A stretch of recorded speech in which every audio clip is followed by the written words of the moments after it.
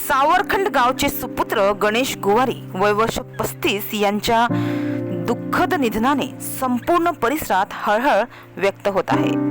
त्यांच्या निधनाची बातमी समजताच सोशल मीडियावर भावपूर्ण श्रद्धांजली संदेशांचा अक्षरशः पूर आला आहे। 4 सप्टेंबर रोजी शुक्रवारी दुपारी मनोर नांदगाव मार्गावर झालेल्या भीषण अपघातात ते गंभीर जखमी झाले होते। अपघातानंतर तत्काळ त्यांना मनोर येथील आस्था हॉस्पिटलमध्ये दाखल करण्यात आले, परंतु त्यांची प्रकृती चिंताजनक असल्याने कुटुंबियांनी त्यांना पुढील उपचारासाठी वसई येथील एका खासगी रुग्णालयात हलविले।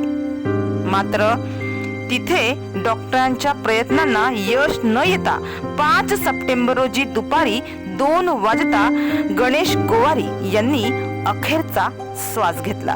गणेश गोवारी यांच्या पश्चात त्यांच्या 2 पत्नी, 1 मुलगा आणि 4 मुली तसेच गोवारी कुटुंबीय असा परिवार आहे।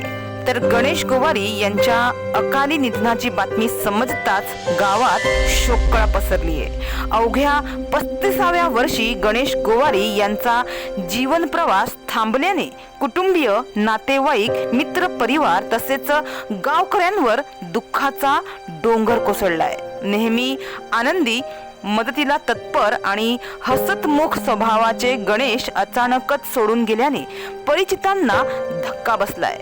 तर सोशल मीडियावरूनही अनेकांनी भावपूर्ण श्रद्धांजली त्यांना अर्पण केली आहे।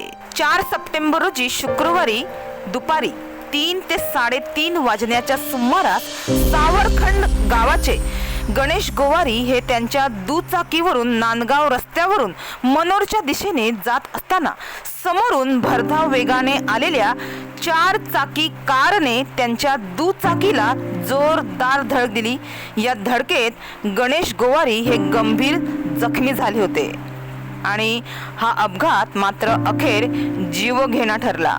गावातील सर्वांना हसतमुखाने भेटणारे, मनमिळावू स्वभावाचे गणेश गोवारी हे अचानकच आपल्यातून निघून गेल्याने कुटुंबीय व संपूर्ण परिसर शोकाकुल झालाय।